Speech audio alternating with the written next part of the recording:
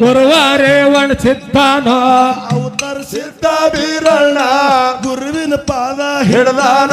ಅವತರಿಸಿದ್ದ ಬೀರಣ್ಣ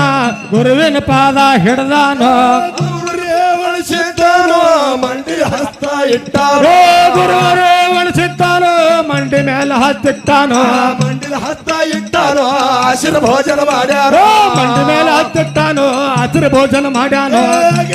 ಒಳಗ್ಯಾನೋ ಎಡ್ಕಮ ಹಳ್ಳಿ ನೋಡ್ಯಾನೋ ಎಡ್ಕಮ್ಮ ಹಳ್ಳಿ ನೋಡ್ಯಾನೋ ಎಡ್ಕಮ ಹಳ್ಳಿ ನೋಡ್ಯಾನೋ ಬಲ್ಕಮ ಹಳ್ಳಿ ನೋಡ್ಯಾನೋ